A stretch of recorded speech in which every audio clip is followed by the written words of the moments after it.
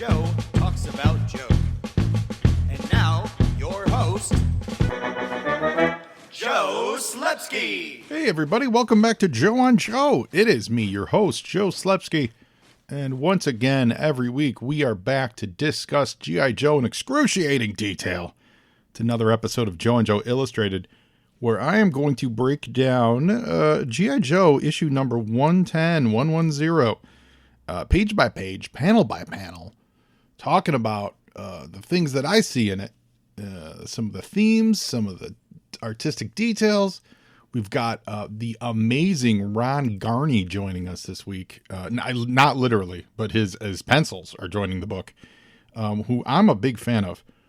So we're going to talk a little bit about Ron Garney this week, where, of course, we're catching up from last week's wonderfully holiday-themed episode where 7 Joe members got murdered. But it's, hey, listen. Sometimes the harsh realities of war happen on Christmas too, G.I. Joe. No, I mean, what a massive issue 109 was, and with those deaths and stuff. So I actually like this issue quite a bit. I think this is a real good rebound issue. Setting up, like a kind of a nemesis. I believe he comes back. I don't think he's dropped entirely. That was a nemesis out of the ranks of the Vipers, which I think is pretty cool. I hope everyone had a wonderful Christmas and Hanukkah and Kwanzaa and all the anything else you may be celebrating this time of year, Festivus. I hope everyone got some cool Joe stuff. I saw a bunch of that stuff on Twitter and Instagram. A lot of people's G.I. Joe swag for Christmas. That's really cool. I hope that once again another year went by. Someone on Twitter always puts this out, and I apologize for not crediting this. Someone's there's one account that always tweets out it's the 35th anniversary of me not getting the flag, and then next year it'll be the 36th anniversary of me not getting the flag for Christmas. So I know there's a lot of us in that boat, but hey, look at it this way. This year we got that sweet Sky Striker coming. So I'll take that as a consolation prize for sure. I know what I wanted to share with you guys. G.I. Joe related. If you're hearing this, and what is it? This episode drops on the 29th. Go over to Gamefly. That's right, Gamefly, the video game rental company. And they've got both the first 2 G.I. Joe movies, not Snake Eyes, but the first 2 G.I. Joe movies, Rise of Cobra, live action, Rise of Cobra, and Retaliation. They've got the 4K DVDs used on sale. Great thing about Gamefly is the used games are, one, they're guaranteed to work, but they come with pristine cases because those cases get open, they get put on a shelf, and they never get used ever again until they're mailed to the person who buys them used. So buying used games from Gamefly is a fabulous idea, and they're guaranteed to play. So if for some reason you get a scratched up one because it's been used, you just contact them. They'll return it, or they'll replace it for you. But I believe those are $14.99 this week. I saw it the other day, and I wanted to mention it on the show because those movies, for all their flaws, are going to look really dope in 4K. And I don't know if anyone I got a PS5 for Christmas. I treated myself. And I know they're hard to get, but like I know PS5 delivers 4K or close to 4K. I don't want to get into the details, you tech nerds. But I don't have a 4K TV. So Rebecca, my wife, totally too, was like, do you notice the difference? And I was like, well, not really, because my TV doesn't really support it. So it's still, the games look kind of the same to me. They certainly play better. There's definitely an upgrade for sure. But visually I'm like, kind of got to upgrade the TV too. We're not in a rush to do that. So, I did get a PS5 this holiday season. That was pretty sweet. Those things are huge. They're enormous, and I'm really shocked that they're that big. Anyway, the other thing I did, I was testing out a bunch of games, and I busted open my old PlayStation 1 to test a bunch of games that I had laying around that I needed to test in order to sell them so I can say that they work. And my PlayStation 1, going back 20 years, is modded from a dude, and this story was I always laugh at it because it was came home from college one year, and my buddy was like, "Hey, I got a guy. He mods your PlayStation, and then he burns copies for you for like $5 a disc or $8 a disc or something, whatever it was. And and it was a nice enough guy, but it was like the back, and I lived in the suburbs of Chicago, so it was really suburban, but somehow this guy managed to be in like a backwoods corner of suburbia. Like there was like these twists and turns, and they literally were in like the middle of a forest preserve and in like a wood cabin. Like it was like off the grid. Meanwhile, in my brain, I'm going, I would never have guessed this in the middle of nowhere place was right in the middle of these suburbs where I've driven around a million times. And we go in there, and it was all secretive, and he had this whole big mod thing set up. And he was a nice dude. So it just was this funny, like, underground PlayStation modding network. And we went there a handful of times over the years, and one of the chips broke, so he replaced, did it for free and blah, blah, blah, blah. Anyway, so I've got dozens of PS1 games that I've never even played that we bought and then modded and then never had made time to play for. Reason I'm sharing this is, fast forward, never had a problem with it. Fast forward 20 years, and I pop in one of the discs, and I finally ran into a disc that actually said to me, your PlayStation has been modded. We won't play this regular ass game. Like this normal, I forget what game it was, but a regular game, totally working 100%. Finally, 20 years later, someone rejected my mod. And I thought that was really funny. Like I run into that problem in the year 2021, when you could probably get these games for free on a million Pirate Bay stuff. Anyway, so that was my PlayStation old school video game experience this weekend. I still want to, not to go off on too much of a video game tangent here, because we're talking G.I. Joe 110 and it's really good. I still want to do let's stream some G.I. Joe video games. Let's stream the NES stuff. I do have the 2600 game, the one with the paddles.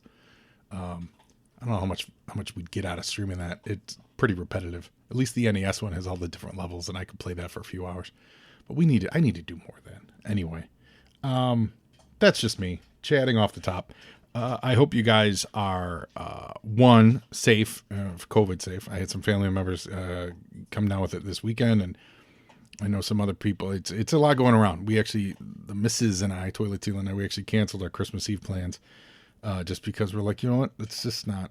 Yeah, we got this far. I'm getting boosted this week, so before I get boosted, we're like, let's just chill. So I hope everyone's safe, and I hope everyone's happy out there with what they got for their Christmas break, and more importantly, that you have a great New Year. That whatever it is you're doing, however safe you're playing it, I hope you have fun, and I hope you're with your family, and everyone has a lovely ring into 2022, because 2021, for all its flaws and stuff, it was still great. We still got a ton of great G.I. Joe stuff. We really did. Like my G.I. Joe, my toy collection just leaps and bounds. And then I looked at my credit card statement, and all the Hasbro stuff popped in the last month or two. And I'm like, oh, you're right. I did order that 2 years ago. And so I say to that, like with 2021, we have so many good G.I. Joe stuff. There was a lot of good entertainment. And the best way to hear about that good entertainment, how's this for a segue, is through our sponsor, the Movies in a Meal podcast. Listeners, I know what you need in your life. You need more podcasts. And you also love movies. So why not do a podcast that's about not one movie. It's about not two movies. It's about 3 movies and a meal. I'm talking the Movies and a Meal podcast. This show is great. It's brought to you by Keith, Brad, and Ben, and each week they bring a new movie to the table, which they all discuss as a group. And it's not, your highfalutin movies. It's What We Do in the Shadows, The Fantastic Four, Rise of the Silver Surfer, and Out of Sight. It's Bad Education, Ghost Rider, and A View to a Kill. It's X-Men Last Stand, Queen Sugar, The Mandalorian, and Major League 2. They are a lot of fun to listen to. You guys know Ben. It's our friend Ben Pensarga. He was a guest on Joe and Joe. In fact, Ben was the very first remote guest that I ever had on this podcast, so he's always got a special place in my heart. I'm really digging this. I just started listening to it last week. It is a lot of fun. They bring a guest in. The guest, I listened to their Heathers episode. They were joined by Kelly, and she went in depth on her favorite movie, which was Heathers, and it made me want to go watch Heathers to watch with them. I really dig it. So guys, find them out there at Movies and a Meal, Twitter, Instagram. Their website is moviesandameal.podbean.com. They put out 1 episode a week. Give them a listen, guys. Support them. Let them know Joe on Joe sent you. I don't think you're going to be disappointed. It is quite entertaining. And now back to the show. Yes, Ben and the gang are fantastic. Seriously, thank you guys so much for supporting the show and all you do to keep the lights on here at Joe on Joe. While you're on the internet subscribing to the Movies and a Meal podcast, I want you to go to Facebook, Twitter, Instagram, any social media thing you're on, and look for at Joe on Joe Pod. Give me a follow, give me a listen, give me a hello. I really love a hello. Send me an email to joeandjoepod@gmail.com. This week I got a great hello from from fan and friend and fan. I'd be presumptuous calling him a fan because who knows, he might be like, I hate your show, but you just get everything just wrong all the time that I gotta say something about it. I'm just kidding. G.I. Gary V, he's awesome. He's a friend of the show. But G.I. Gary V reached out because I was talking about our artist this week, Ron Garney, and he said that let's see here, Ron Garney just spoke about getting recruited into comic books by Mike Zeck, which you can see his influence here. Totally, I was going to talk about that, and working with Larry Hama on episode 21 of Pint O Comics, which is a friend of G.I. Gary. It's a friend of his podcast. So I want you guys to find Pint O Comics on the internet and in your podcast, and I want you to find episode 21 of theirs, which is talking about Ron Garney and about how Ron got into this, got into comics and stuff, and then we chat a little bit about how much I love Ron Garney, and it was just great. It was great to hear from you, G.I. Gary, and everyone, seriously, go find Pint O Comics, the podcast, and listen to Ron Garney, because I'm a big fan of his, all the way up to the modern day stuff, and we'll get into it. But before we do, You were saying? I was saying, Lonzo, and you were saying is our segment where we look at comic books that were on the shelf the same month that this issue of G.I. Joe was. So this issue is March 91 cover dated. So that means it technically dropped in November of 1990. So March 91 over at DC Comics. There is a very cool crossover. I really like this crossover. It's been a few years since I've read it, but I love it because I love time travel stuff, especially with comic books, because you can break stuff with time travel with comic books, and it's more believable. I don't know why. It's because it's, I guess it's just not as real, so you could just do stuff with it. But the Time and Time Again crossover, which they have collected in trade paperback form, and it's Clark gets bounced around through the ages, and their linear men are involved, and I believe it's not Wave Rider, but Wave Rider shows up with the Armageddon 2001 annuals, which we haven't seen yet, if memory serves. We did Eclipso, right? But I like the linear men, and I like that concept of this team, or like time police. Marvel's doing it now with the TVA, although the TVA was created back now, actually right around 1990, 91. So TVA has been around for a long time too. So I'm not saying anyone stole it from anyone, but this whole concept of like this secretive club that just keeps time on track. I really love stories like that, and that's what's going on here. So the TVA has to, they have to kind of rein Superman in because he's bouncing through time. I forget the reason why he did it, or like what sent him through time, but he's amnesiac through some of it, I believe. Yeah, it's been a while since I read it, but I like it. It's got Jurgens and Art Thibert on it, and there's a lot of good stuff. What else do we got here? Oh, Batman Legends of the Dark Knight 16. Is this the first issue of it? But it's the Venom storyline. I don't remember seeing this last month, so this might be issue 1. Let me expand that cover. Issue 1. Yeah, it is. So Venom, if you guys don't know, it's not referencing the Spider-Man villain. It is the drug that currently that Bane uses, has used for 25 years, 30 years, to get big. And they hadn't introduced Bane yet at this point in the comics. But before they introduced Bane, Denny O'Neil, I think it was Denny O'Neil, yeah? Yeah, Denny O'Neil, rest in peace, legend. he wrote this story called Venom, which was Batman experimenting with steroids in order to be a better Batman. And it's a 5 or 6 partner, and it shows that he gets, and they treat it like it's like a super steroid. That's kind of how it is. So he gets irritable, all the kind of the effects of steroids. I don't think they dealt with his balls shrinking, but he gets irritable and nasty and too much, like he's too strong. And so he hurts people. If I recall, he hurts some people. And so he has to pull back and realize that he can't rely on stimulants. And then they took this idea of this drug Venom. Then when they made Bane, they said, let's use Venom again. So this is technically the first appearance of the Venom drug that gives Bane his superpower. So this is a cool book to have in your collection. It's a little more expensive than other books of this Batman era, but those books are always $3 to $4 anyway. So this one's maybe, like this arc's maybe $5 or $6 a book. But it does have that like pre-Venom or pre-Bane Venom premature, so to speak. So it's kind of cool. And then also Batman, they had an anniversary issue this month. It was Detective 627. You've got a cool cover that's homaging it on the front. I always enjoyed DC anniversary issues for these big anniversaries. Till this day, like when they did the 1000s and stuff, DC does a great job with that. Not so much Marvel. Like Marvel, Marvel certainly has some, landmark issues. Obviously, number wise, they certainly have. But DC always had a way of celebrating them somehow a little better. And maybe it's because like they can do a 600 and then just 2 years later do 627 because issue 27 was Detective 27. So like they can have a retrospective 600 and then have another retrospective in two years. Action, you kind of only get the number 1, 2.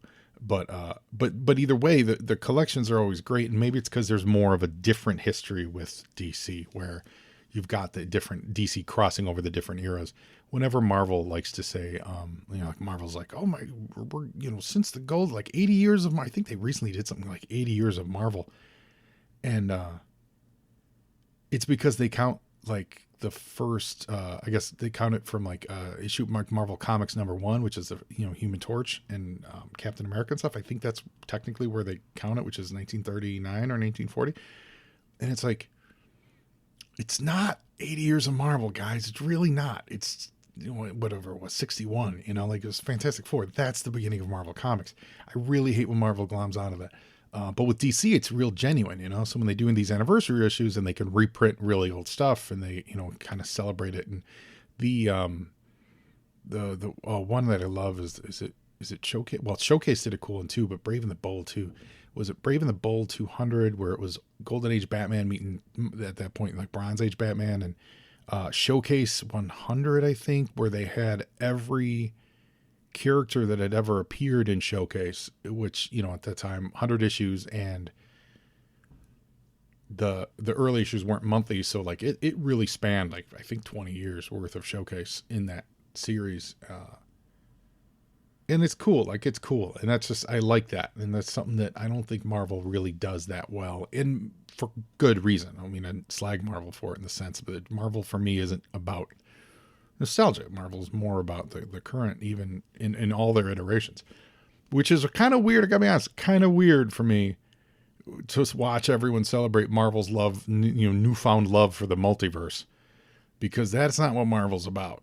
Maybe this is a little get off my lawn here, but this whole like, oh, the multiverse of Marvel. No, man, DC. I'm so upset that DC is not gonna, because DC's doing it with Flash. But everyone in the brothers is going to come out and say that DC's following Marvel. And I'm just like, oh, man, you don't even know. DC is the multiverse. And they were doing it 20 years before Marvel even tried doing it. And so I don't know how I feel about it. I genuinely, I loved Spider-Man, don't get me wrong.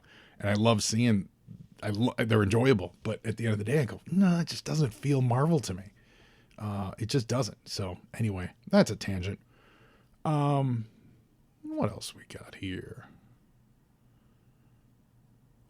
Starman, Superboy, Suicide Squad. Oh, Deadshot on Deadshot action in Suicide Squad 51.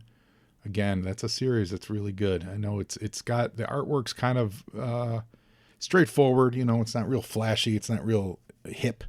But overall, man, the Suicide Squad series, the Ostrander Yale Suicide Squad series is really, really great. I think Luke McDonald did most of the artwork. He wasn't at this point in the run.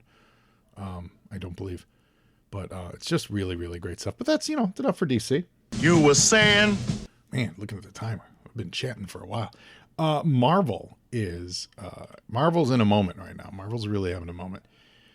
So over in Alpha Flight, looks like Sasquatch and The Thing are going at it, which is really great because I loved anytime The Thing fights anybody. It's great. There's a new Thing series out, which I haven't read, and shame on me yet. It's sitting on I have them, but I want everyone to pick it up because I want more Thing series. So I want it to sell really well. So everyone go pick up that Thing mini series that's running right now because I celebrate Ben Grimm and all his incarnations. Let's see. Oh, Excalibur's fighting Ahab. Ahab the mutant hound. And remember, Rachel was part of Excalibur, and Ahab was her master in the future. And he looked like a poorly built robot with which was weird because he was from the future. That was always awkward. Speaking of Ben Grimm, Fantastic Four 350. This is a great issue. It's a Walter Simonson, Ben Grimm, just coming at you on the cover with the rest of the FF beaten in the back, and there's a doom visage sitting behind Ben. The only thing about this cover that I wish there was more. He used black ink to good effect to like hide most of Ben, but I'm like, I kind of want to see Ben's his rocks on this one a little bit. So Hulk 379, that's the full. So the first appearance of Professor Hulk would have been last month. This is the first, this is where it's Professor Hulk the entire time, which is the integrated Hulk. And I remember saying that they would draw him with Bruce's face on Hulk's body. And it was always hard for me to see that. But if you look close, they really were, except like with these certain exaggerated eyebrows. And you see, yeah, they really were, because the Hulk was really kind of more of a non-human looking, just swollen monster. Oh, I still haven't read Hollywood Superstars. I promise you I'll get to that. This is a big one from Marvel. It's the Weapon X miniseries by Barry Windsor Smith. This is telling Wolverine's origin. It's funny, I was reading, so this is 91. I probably was maybe 4 years into comics, like really being heavily into comics at this point. I think my start was like 87. So when they did his origin, and and I knew who Wolverine, I like Wolverine and stuff, but when they did his origin, this is really early into my reading, so it wasn't as monumental for me if I had been reading them since 1975. So I was like, well, what's the big deal? But it was a huge deal because for 15 years, the most popular character, you never knew how he became the most popular character. Imagine if they'd never told you how Spider-Man became Spider-Man. It's just that everyone loved him and they kept it a secret. Like, that's huge. That is a long time. And then they go to the master, Barry Windsor Smith. I remember him being on my radar. I think because of some back issues of X-Men that I had read or seen. I think that might have been the only place I had seen him at that point. But I did not appreciate him, for what he is, because I liked it, but I just didn't get it that, they went to a master of the craft for Weapon X. And it's so funny putting on my nerd collector hat. This is one of my pet peeves. It is Marvel Comics Presents number 72, 73. I think it goes to like 84 maybe or something. Like, is it 12 issues? So let's say it's 84, 83. It is Marvel Comics Presents numbers. It is not Weapon X. So when someone says, I've got Weapon X number, no, you don't. You've got Marvel Comics Presents. I always want to give the book its due, because that book and that editorial team got that book to a place where they felt, whether it was good or bad, like maybe it was because it was failing and they wanted a place to showcase the book. But, whether it's in the pages of Wolverine or Weapon X or X-Men, it's still Marvel Comics Presents number 72. And that, those details like that is, for me, it's what comics are all about. And they're super charming that way. Those small details are really, really great. And that's the things that I celebrate about comic books. So that's always important for me to make sure that it's, oh no, it's not filed under Wolverine. It's not filed under WEAP. It's not filed under Weapon X. It is filed under Marvel Comics Presents 72. And if you can't find it, maybe you weren't meant to read it. Maybe that's the true answer here. And I know I sound like a huge jerk, but it's true. Oh, X-Men 274, Rogue and Magneto. This is cool. And they're in the Savage Land with Kazar, and there was Nick Fury involved, and I think Rogue was being possessed by Zaladane or something like that. I can't remember. I think that was this run. I remember Magneto had his old fortress from back in the 60s that was still down there, so he has these ties to the Savage Land. What's cool about this specific issue, and then this little mini arc that they were doing with it, is that set up this Rogue Magneto relationship it influenced a ton of stuff. It influenced Age of Apocalypse, Gambit's relationship with Magneto. Like, it's always referenced. And it's all comes from like this handful of issues where they have Rogue dallying up with Magneto. And I really like that because it just adds growth and character to everyone involved. Because I think, what was it? Magneto figured out a way to negate her powers so that they could touch and be physical, etc. So that's really cool. All right, so that's it, Marvel Comics. You were saying? I was. And November of 1990, as G.I. Joe 110 was on the stands, there's some cool movies that are out this month. So November 2nd, it's Graffiti Bridge by Prince. I've never seen it. I don't think it's very good. Purple Rain's great. I don't think it's very good. I think it's like disjointed and crazy, but it's a Prince movie. So, I mean, the music's got to be amazing, right? But the same day, Jacob's Ladder came out, and, we could always be living in a Jacob's Ladder scenario. That's all I'm saying. You never know when you're going to wake up and really realize everything you've been living through is just a death gasp. But the cool movie I want to talk about on the 2nd here, same day as Frankenstein Unbound, which was directed by Roger Corman, and it was his first movie in like 20 some years that he directed. And I think it was his last movie that he ended up directing. I've never seen it. I just looked real quick to see if it's streaming anywhere. I don't see that it's streaming anywhere. It's got some cool stuff, and it's got some John Hurt in it. Raul Julia, the late great Raul Julia, Bridget Fonda, Jason Patrick's in it. Michael Hutchence from InXS is in it. What? So like I want to see this movie. I want to see Frankenstein Unbound. It's probably shows on Shudder once or twice a year. Like, they probably put it up. I feel like I've seen it. So I'm going to keep an eye out for that. I don't necessarily know that I need to seek out the DVDs of it, but it sounds really cool. And it's, a modern Frankenstein story. I don't know, but it's Roger Corman, and I'm, him directing, and I'm there for that. And I know he's produced a ton of, schlock, but he also made some cool stuff. November 9th is Child's Play 2, which was a lot of fun. On the 10th was not a theatrical release. It was actually for Showtime. Psycho 4, The Beginning, which Anthony Perkins, young Henry Thomas playing, Henry would have still been young, but Henry Thomas playing young Norman Bates, Olivia Hussey playing Martha. Why did you say that name? Playing Norma Bates, CCH Pounder's in this. It's good. It's a good movie. It's really good. And they dig into kind of the psychology of how did he end up being who he ended up being? Like, how did that even happen?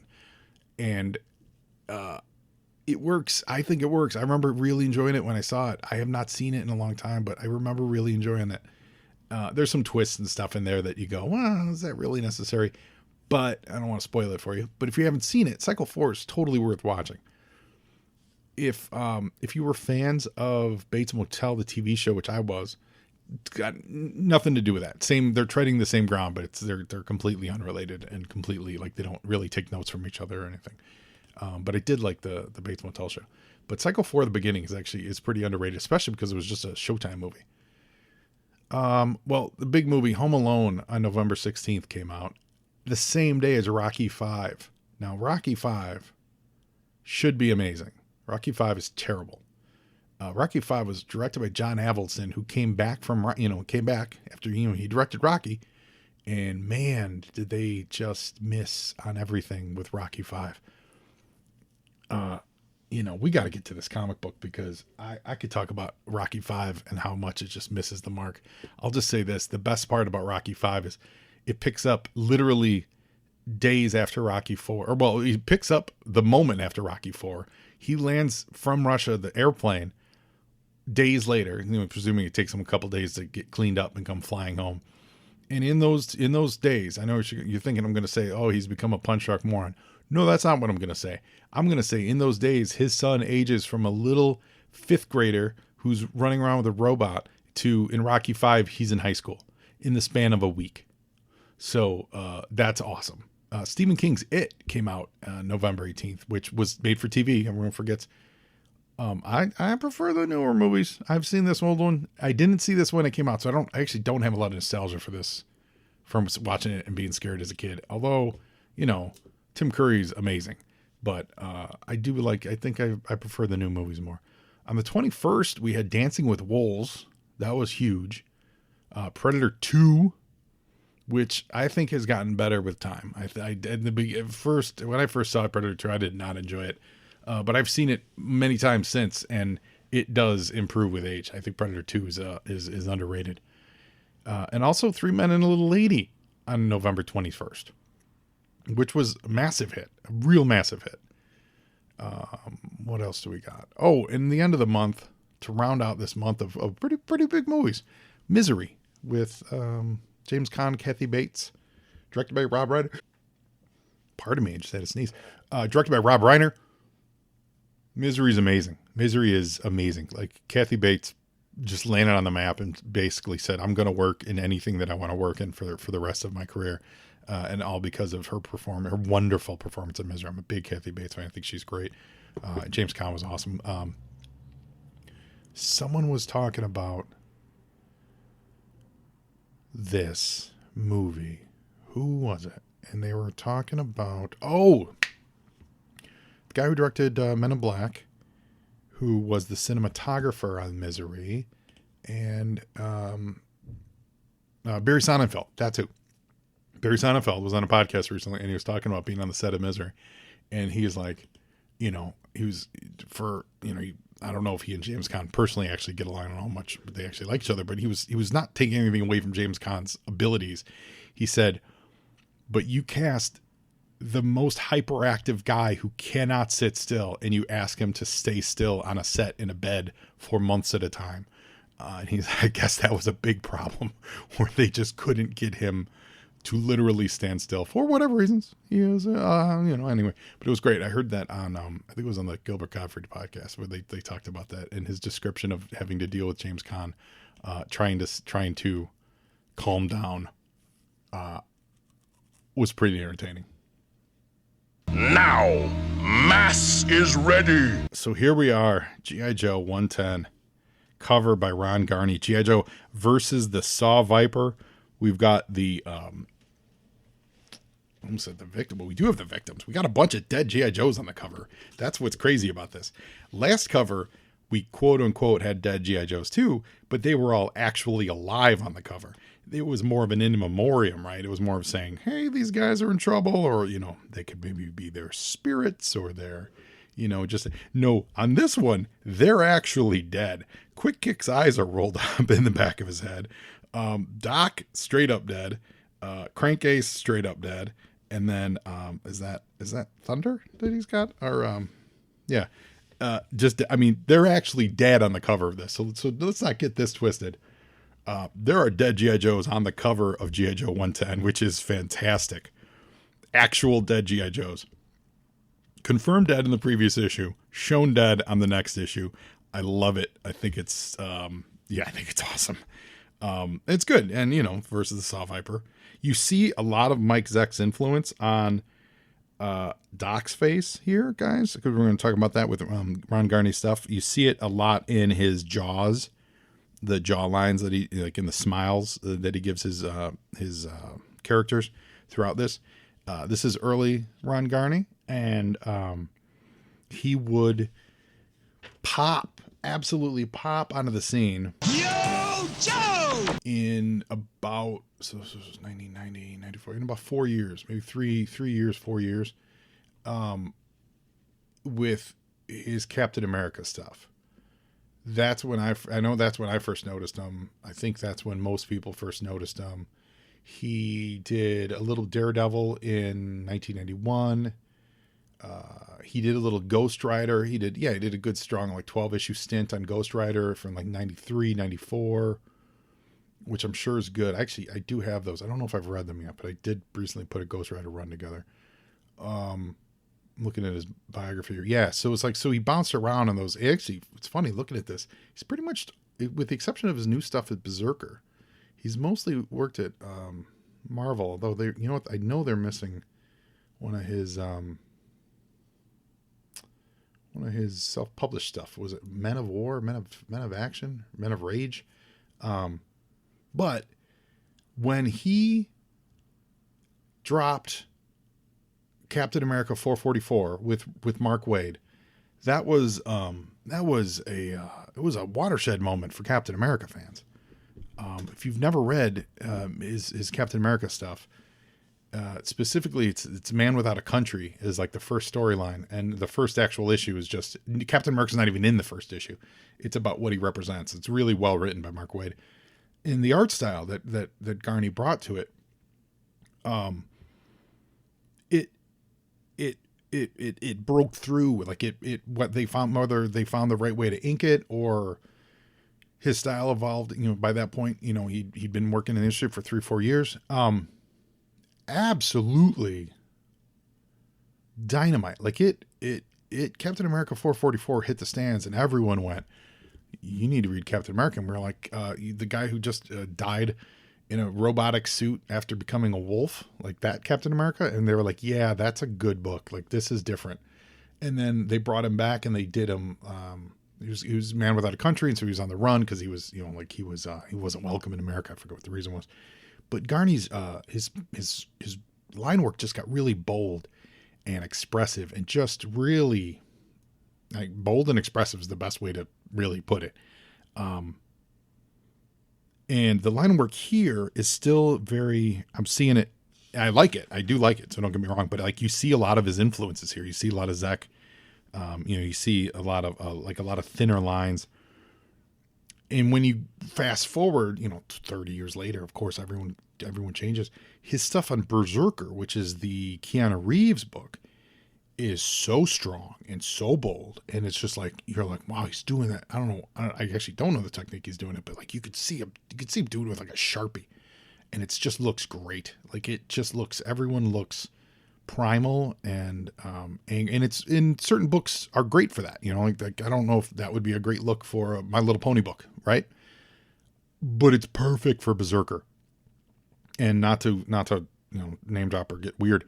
Keanu Reeves had been starting to come into Golden Apple, the shop I work at, and to pick up his book when it was coming out. And he was a super nice dude. First of all, very nice guy.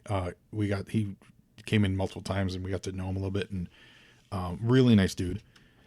Nothing crazy. Great. Really great. And it was like during COVID. So like, he even waited in line when everyone was waiting in line to get in. Like, he's just super chill. But we started talking about his book, and I started talking about Ron Garney's art. And this was the first issue was about to come out. So really, we had just seen it. And I don't know that Keanu was really keyed into the production side of it yet. Like, he was really kind of seeing the book, I believe. And I was talking about Garney to him, and he's like, "Really?" And I was like, "Yeah, he did this." And I'm happy to report I sold Keanu a copy of Man Without a Country, because I was saying, like, he redefined this, how Cap looks and how Cap moves. And it was just this groundbreaking run. And so I was able to, I turned Keanu Reeves, even though he was already working on his books. I can't say I turned him onto it, but like, I was dropping knowledge about Garney to him. And he was saying, and he had specifically said how much he enjoyed Garney's work on Berserker. So that's kind of cool. So, whatever. Ron, if you're listening, he loves your stuff like he does. And so do I. So enough gushing about Ron Garney for this issue, because we got to get into Escalator to Armageddon. On a mission in the desert of Trucial Abysma, a G.I. Joe deep penetration team, oh boy, gets captured by a Cobra armored column led by Tomax and Zaymot, who have misinterpreted an order from Cobra Commander to quote unquote get rid of the Joes. Remember that was the linchpin. That's how all the action it's what all the action pivoted on last issue. Cobra Commander said get rid of them. The twins took that to say murder them, and here we are. So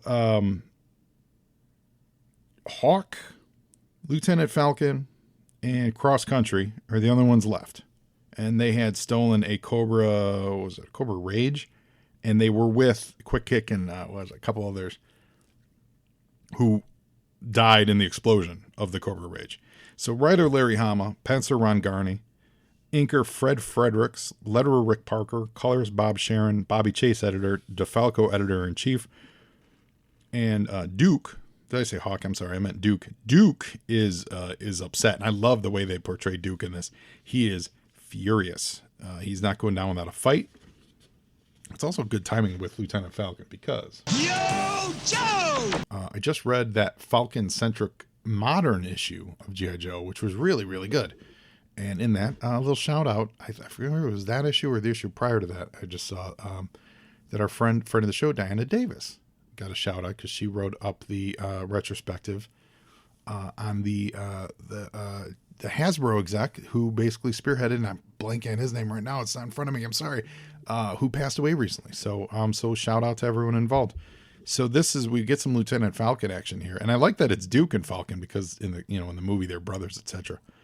But they're all upset, and they only have a handful of like handgun bullets left. Like they're all out of everything else.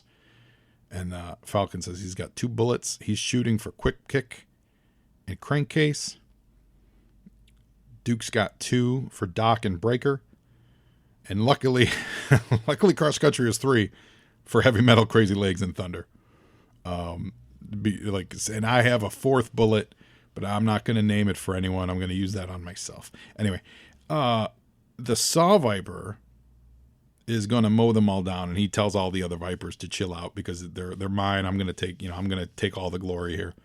So he's going to take his time and murder them because basically the Joes are really trapped. They really are screwed. Yo, Joe!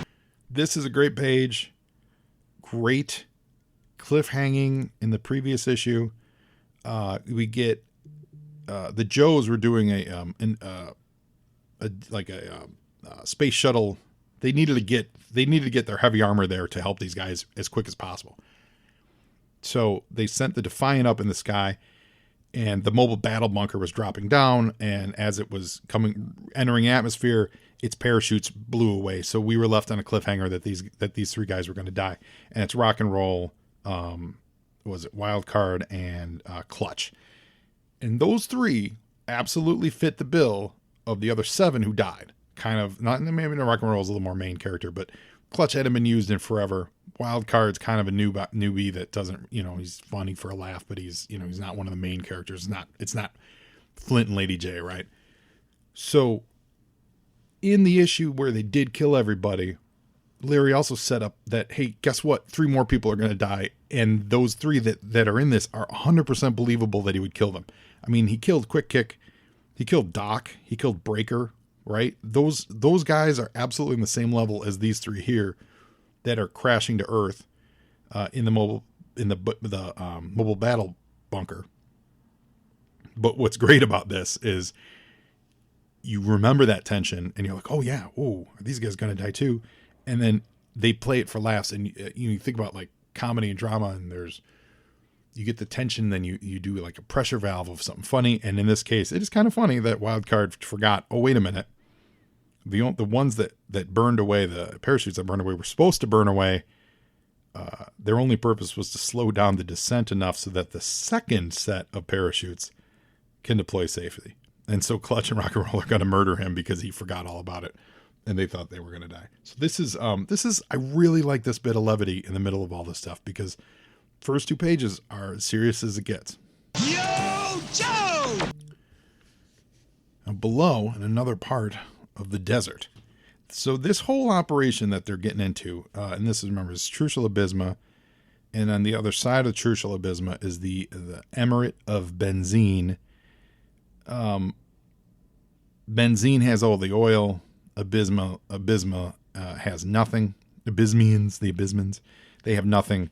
So this is all very much the Iraq when Iraq took over Kuwait and the first Iraq War. That's what we're replaying here. So Cobra went into Trucial Abysma, and now they've set up their terradromes and all that stuff. Now they're just going to take over the oil fields, not unlike what happened in Kuwait, literally during the same time as all this stuff. And so we get the twins, Tomek and Zamat, reminding us about the order from Cobra Commander. Yo, Joe! And they give Commander a call. And there's like basically saying, we're ready to go. We've got all of our HISS tanks. We've got all of our aspids. We've got everything ready to go. You give us the order and we'll take over these oil fields. And he says, we've even taken the matter of the G.I. Joe team has been taken care of. And Cobra Commander reiterates, we certainly don't want them embroiled in this little incursion, especially not with any personal grudges.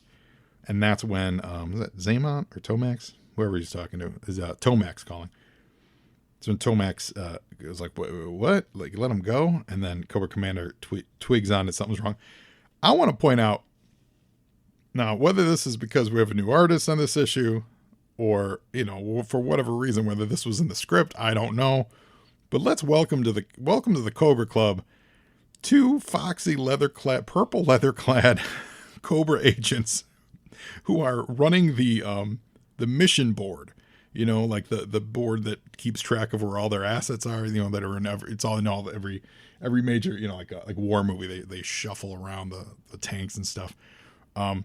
Just for no reason, all of a sudden Cobra Commander is flanked by these two Matrix looking chicks. And I'm here for it. Go for it, Ron Garney. Yo, Joe! So now cut back to the Saw Viper. And he's walking the shots up to them. So he's going to make them afraid before he kills them. And Duke and Cross Country and Falcon they're not budging an inch. And Duke literally says, I'm not giving up a single inch of ground to that lowlife as the bullets are whizzing past his feet. And as that happens, the Saw Viper gets a phone call. And I will say this, though. It does appear that those guys have more than 2, 2, and 3 bullets. So, it's a little metaphorical, I guess. So they give Saw Viper a call, and he's a little surprised. Yo, Joe! Now because they're telling him, we don't know exactly, but they're telling him to do not kill those guys. So now over in the Emirate of Benzine, the attack on the oil fields has commenced. So they're taking them out, and and we see the other end of the phone call, which is cool. And it's Tomax saying, yeah, you heard us. We told you not to shoot the Joes, to let them go, which is not at all what they told them. But I like that they're just lying and saying that that's what they said.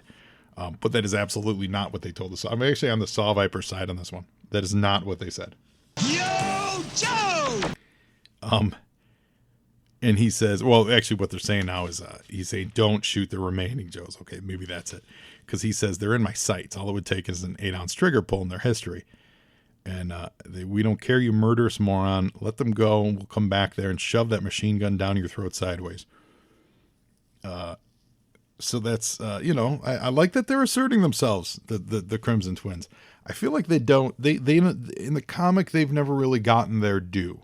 The show, they were all over it. They were big players on the show. The comic, they're still waiting for their moment. So this is their big moment, and they screwed it up by misinterpreting Cobra Commander's call. But they do take over this oil field pretty easily. And the dictator guy, the emirate or the sheik of Benzine, he's making his getaway in a boat. And that's not going to happen. Yo, Joe! As they press a button now. Back over in Abysmia, rather. Saw Viper's pretty upset.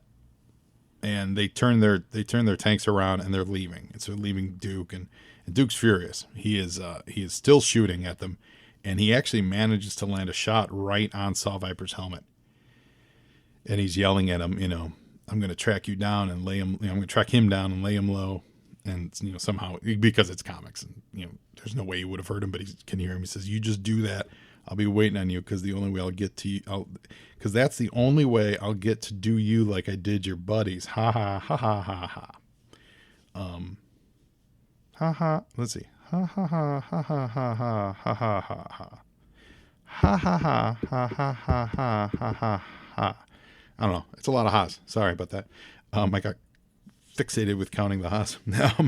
And the guys are really taking this. I mean, obviously they're done. Like, there's a level of anger here that is not usually seen in G.I. Joe comics. Yo, Joe! And rightfully so.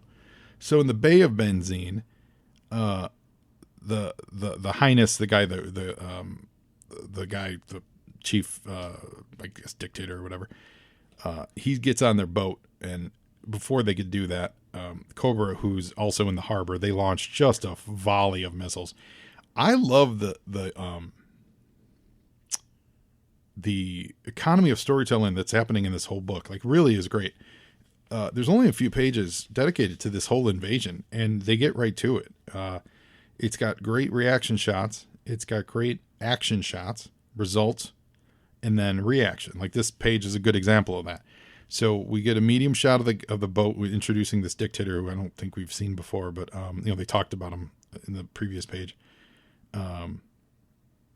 They show us what he's doing.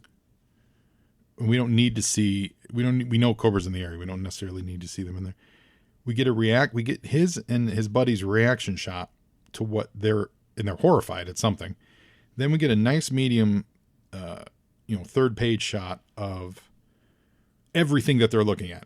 And it's almost, and the way they deftly set this up is that the camera could have just pulled out and zoom, could have been zoomed in on their faces and then pulled exactly the same position and just zoomed out, 100, 200 yards. And there's there's 1, 2, 3, 4, 5. There's 6 Cobra boats that are all shooting missiles and torpedoes and etc. at their boat. And then you can pull back even further and go into the binoculars that Tomax and Xamot are using.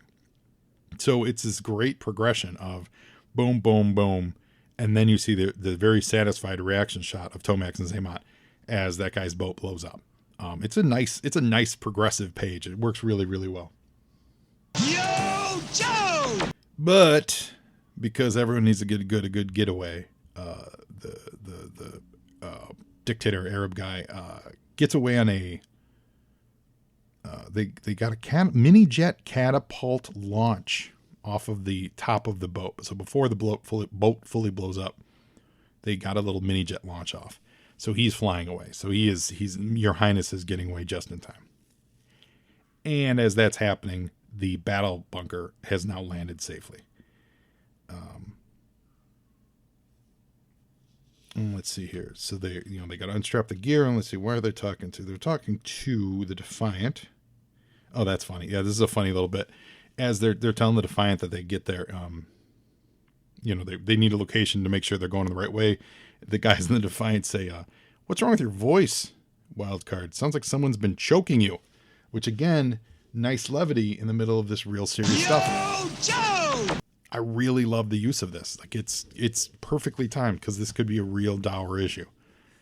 And of course, Wildcard being a team player, he knows he deserved whatever attack they gave him. So he's just like, it just must be atmospheric interference. So they give them the location of the guys, Duke and Falcon, across country. And as they reach there, they are they're covering with a tarp the fallen Joes. Because remember, they didn't leave any Joes behind, so they were carrying their bodies with them. So now they're covering with a tarp. And before they leave, they say, make sure to get a satellite fix on that tarp back there. When we finish our business, we're coming back. The Joes take care of their own. There's a panel down here. I don't know what's going on with it. I wonder if there was a background that they just thought was too busy, because there's a fair amount of dialogue on this. But it's when it's in the bottom left corner, and Duke, Falcon, and Cross Country are climbing onto the battle bunker. And basically, what I love about this is the three of them said, "Great, we don't need you guys. We just need this vehicle because we're going to go get some revenge." So they move Rock and Clutch and Wildcard. They move them all out of the way to take over driving the battle bunker because they're going to murder some people. So that's cool. But what's odd and peculiar about this panel is there's no backgrounds, there's no ground, there's no air, there's no sky, there's no mountains. It's just the color yellow. And I wonder what happened there. I wonder if, because there's a fair amount of move over, we're here to rescue you, now we're rescued, you heard the man, move over.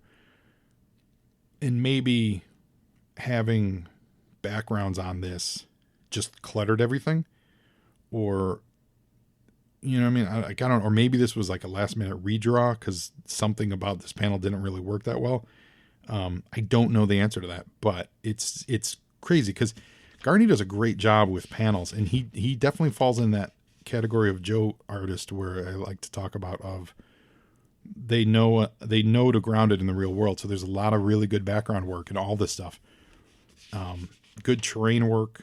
There's multi levels of depth in almost all the shots of, medium foreground, background action happening, except this one panel stands out. So I wonder what the story was on that. Yo, Joe! Now, back in Benzine, they're reporting back to Cobra Commanders, basically saying that they've taken care of everything. The Emir escaped. Cobra Commander basically says it would have been much better, much neater had they captured the Emir alive. We could put him in the brainwave scanner. Well, I have a thought on that brainwave scanner too, by the way. Maybe at the end of this episode, but he says, at least we don't have the Joes ticked off at us. You did release them, didn't you? And this is where they tell the Cobra Commander that there were complications. And they do pin it on the Saw Viper. They say a subordinate superseded his authority and terminated a few of the Joes with extreme prejudice, in a manner of speaking. In other words, he shot 7 of them. And this is Cobra Commander that just loses his stuff, and he's destroyed his monitor, and he's going to have to fly over there to handle this operation himself. I don't know why Cobra Commander would want to be anywhere near this operation. I mean, I guess to make sure it runs well, but yeah, I don't know. And it's wild. Yo, Joe! Oh, I think I do know why. Because I think, hold on. Yeah, I do know why. Because, of course, this issue ends, spoiler, with the Joe's mounting up like a Desert Storm kind of campaign. So, of course, Cobra Commander's going to be there if he doesn't trust his on-the-ground commanders. So, Saw Viper and this Televiper, and they're celebrating that they've basically won, and Saw Viper's cleaning his gun and talking about how he really expected Duke to come running after him. And while they're doing that, just a giant explosion knocks this HISS tank out from under him. And Yo, Joe! it's the mobile battle bunker that has caught up to those guys. And they are firing on all cylinders. Duke screaming, forget about that HISS tank. I want that Saw Viper.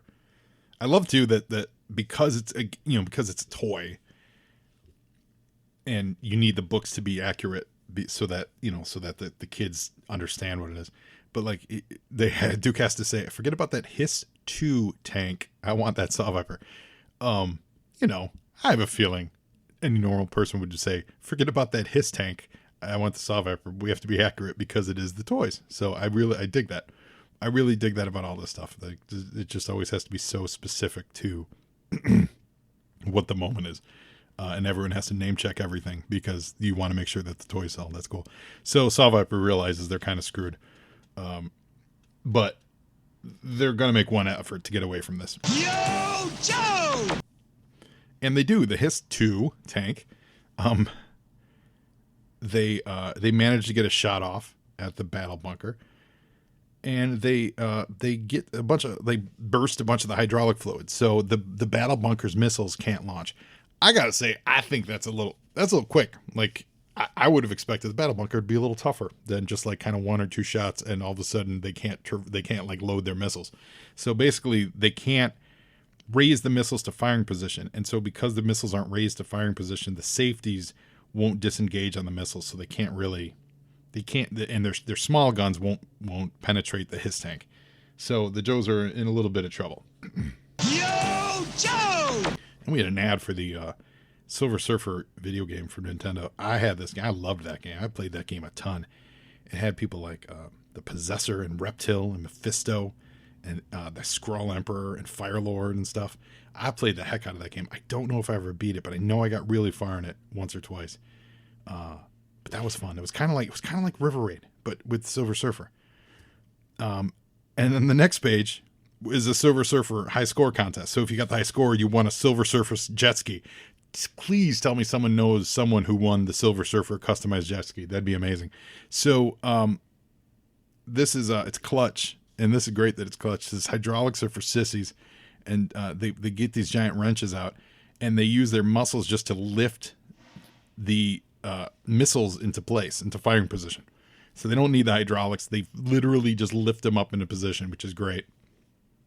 And the Cobras are surprised. He's like, I thought you said their missiles were knocked out. And they were, but they're not. 1, 2, 3. They're 5 missiles hit.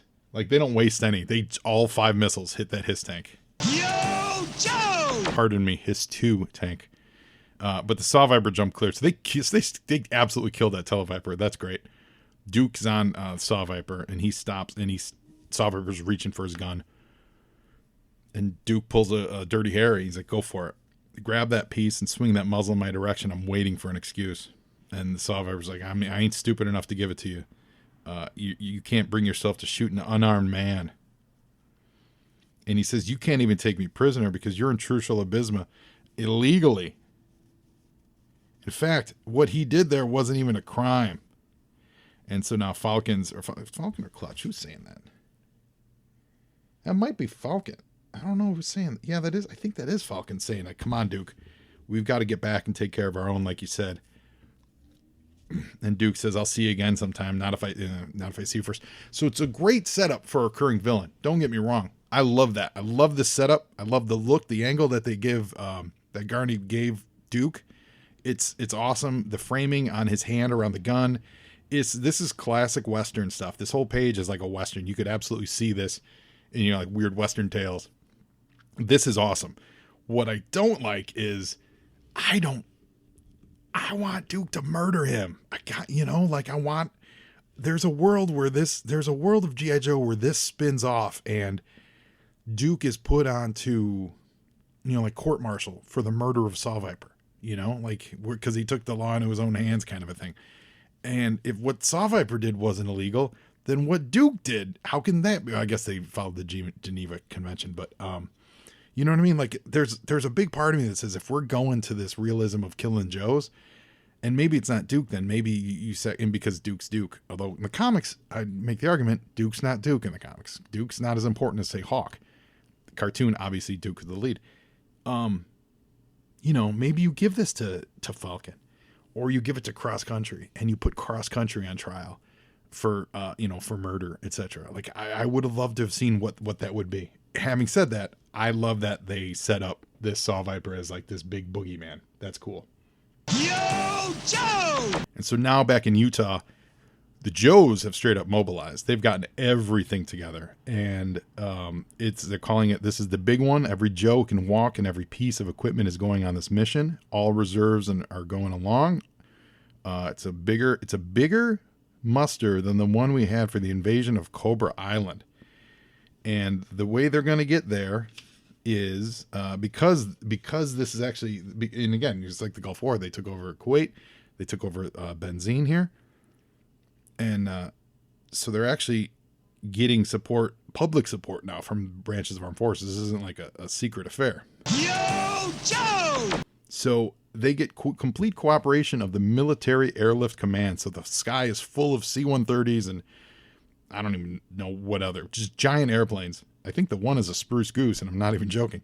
And they're here. They're Hercules and Galaxies and C-5A Galaxies. And I don't know. Have we seen this guy before? This is Mac. Have we met Mac before? He's flying a C-130. To start loading your vehicles, General Abernathy. Mac intends to get your entire command into place in the Middle East in 3 days. Oh, Mac is Military Airlift Command. Sorry, that just dawned on me. When I read this first, I'm like, is this guy's name Mac? And have we met Mac before? No, Military Airlift Command. That's cool.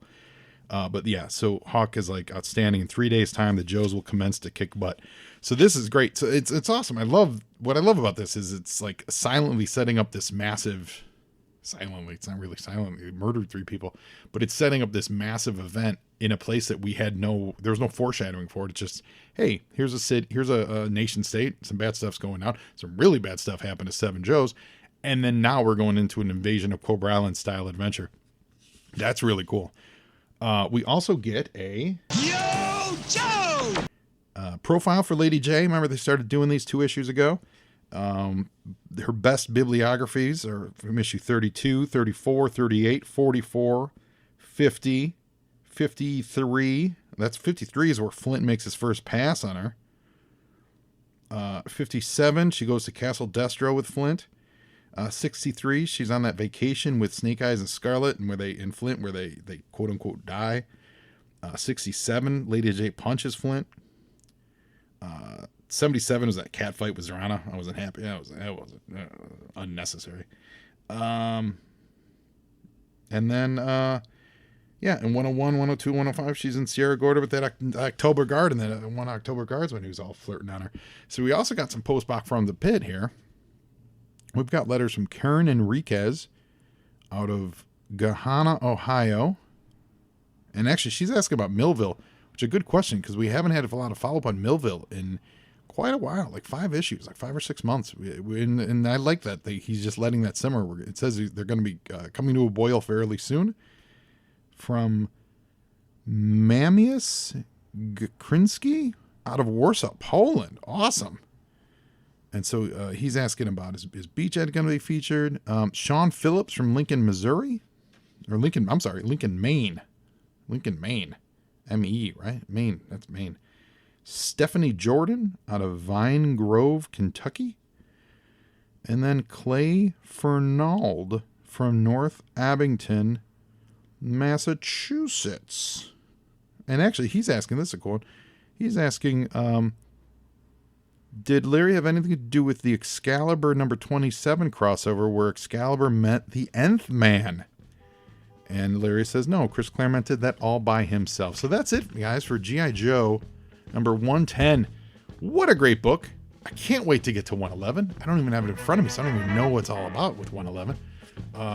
Yeah, I really love it. I really dug it. I really, really like the pacing of this one. The balance of kind of the humor and the real like dark stuff, dark reactions to it. It's solid. Overall, G.I. Joe 110. Well done, guys. Really, really well done. So that's it for this episode of Joe and Joe. Now you Joe, and Joeing is half the battle.